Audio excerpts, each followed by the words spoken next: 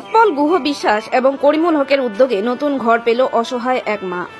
কথায় আছে, যার কেউ নেই তার ভগবান আছেন। তবে এটি শুধু কথাই নয়, বাস্তবেও বহু ক্ষেত্রেই এটি ঘটতে দেখা যায়। তাই তো বিপদের সময় ঠিক একজন উদ্ধারকর্তা রূপে কাউকে আমাদের কাছে পাঠান তিনি, ঠিক যেভাবে পাঠিয়েছেন অঞ্জনার কাছে। এবার নিশ্চয়ই ভাবছেন, কে এই অঞ্জনা আর কে কিভাবে তার পাশে দাঁড়িয়েছেন। নাম অঞ্জনা রায়, বাড়ি দক্ষিণ মাঝগ্রামে। দুই ছোট ছোট সন্তানকে নিয়ে অভাবের সংসার তার। এদিক সেদিক কাজ করে কোন রকম দিন গুজরান করছেন।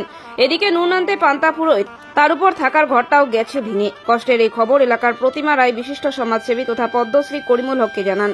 করিমুল হক মালদা জেলার প্রাক্তন ফুটবলার উৎপল গুহ বিশ্বাসের কাছে অসহায় পরিবারের কথা জানায়। উৎপল বাবু করিমুল হকের কথা শুনে একটি ঘরের ব্যবস্থা করে দেন। নতুন ঘর পেয়ে খুশি অঞ্জনা।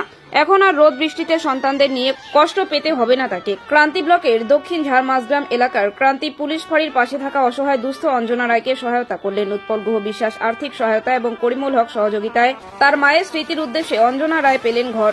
এদিন এই ঘরটির আনুষ্ঠানিকভাবে উদ্বোধন করেন ক্রান্তি পুলিশ ফাঁড়ির ওসি বুদ্ধদেব ঘোষ এবং করিমুল হক। অ্যাম্বুলেন্স দাদা পদ্মশ্রী পুরস্কার প্রাপ্ত ভারত সরকারের দ্বারা আজকে এখানে খুব খুশি, খুব গর্বিত, আমরা আনন্দিত। আমাদের এখানে বেশ কিছু অসহায় পরিবার আছে। সেই পরিবারগুলিকে মালদার প্রাক্তন ফুটবলার প্লেয়ার উৎপল গুহ বিশ্বাস তার মায়ের স্মৃতিতে, বাবার স্মৃতিতে এ যাবত ক্রান্তি এবং রাজাডাঙ্গাতে 4টা ঘর বানিয়ে দিয়েছে। সেই বানিয়ে দিয়েছেন। কিছুদিন আগে আমাদের চা বাগানে একটা বাড়ি চলে গেছে, সেখানে স্যার ছিলেন, সেখানেও কথা দিয়েছে, সেখানেও একটা বাড়ি বানিয়ে দিয়েছে।